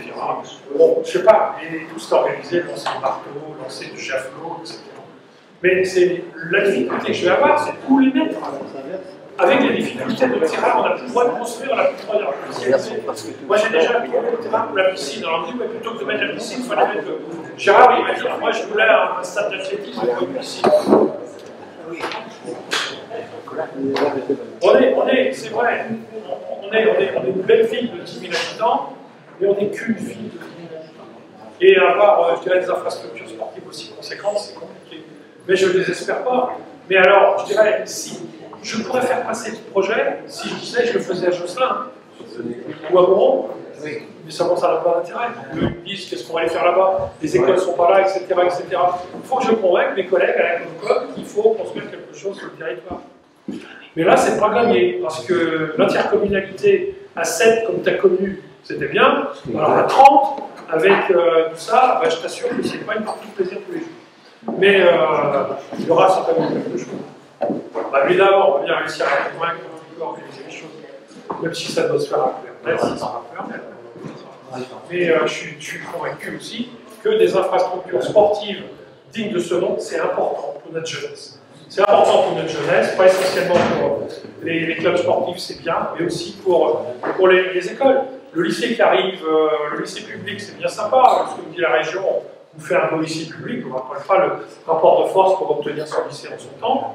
Mais aujourd'hui, c'est bien, mais l'infrastructure sportive, zéro. Hein, donc, ils n'apportent rien comme infrastructure sportive. Ils ont des petites participations pour les notes, c'est tout. Mais bon, on ne va pas manquer de réclamer des choses et de faire avancer les sujets au motif que peut-être que les lycées auront besoin d'infrastructures, de belles infrastructures ce jour. Voilà, c'est pour ça que je suis confiant là-dessus, pour obtenir des choses. Mais tu as tout à fait raison, c'est important de doter justement l'infrastructure sportive de notre territoire. Oui. Qu'est-ce que vous faites du garage en face chez moi au Chêne-Nord? Le garage au Chêne-Nord. Le garage à Joël. Oui. Alors ça, c'est ce qui s'appelle une belle fausse bonne idée. C'est moi qui l'ai fait l'acheter parce que je trouvais que c'était intéressant. Parce qu'à l'époque, quand on est arrivé, il y avait des difficultés avec le matériel. Les services techniques qui étaient assis sur mon terrain, je voulais qu'ils laissent ici et là. Les services techniques n'ont jamais pu délai. Fausse bonne idée. Ils disaient, il faudrait faire ci, il faudrait faire ça. Alors ça m'a un peu pris la tête. Et quelque part, j'ai abandonné parce que justement, il faudrait faire tellement d'aménagements. Actuellement, il y a du stockage de choses qu'on a mis dedans parce qu'on a besoin d'espace de stockage. Mais qu'est-ce que ça va devenir? J'en sais rien. Le terrain, il est constructible, etc. C'est des choses qui vont être à voir. Il est fort possible qu'à un moment donné, bien fâché, on va le raser, on va rendre le terrain pour construire des maisons. Ah oui, parce que il faudra encore ramener les réseaux. En fait, des gouttières, je comprends. Les gouttières, c'est plus des lambris. Oui, mais je dis, fausse bonne idée. Quand je l'ai fait acquérir par la ville, c'est parce que je trouvais qu'il y avait des perspectives, on avait besoin d'endroits pour mettre du stockage. On était ici à Monterrain, on disait, là où c'est rangé actuellement, c'est un bazar, on ne peut pas y arriver, les services techniques disaient que c'est pas bon. Donc je disais, pourquoi pas stocker des choses sur mon terrain qui servent sur mon terrain. Mais c'est comme je voulais, pas parce qu'on est le maire, qu'on est le roi et qu'on peut tout faire. Hein. Ça, c'est un bel exemple. Et les gouttières, tout ça, c'est des grands trucs, ça fait la faute de partout. Viens chez moi. Les gouttières? Oui. Et à l'entrée de la commune, c'est pas très joli. Voilà, bon, il y a peut-être des choses. Hein. Si quelqu'un est intéressé de le racheter au prix où on l'a acheté, on aura quelque chose. C'est un terrain de suite. Ok. Bon, écoutez, je propose qu'on aille voir. Allez, oui, allez, dernière. Voilà, on parle.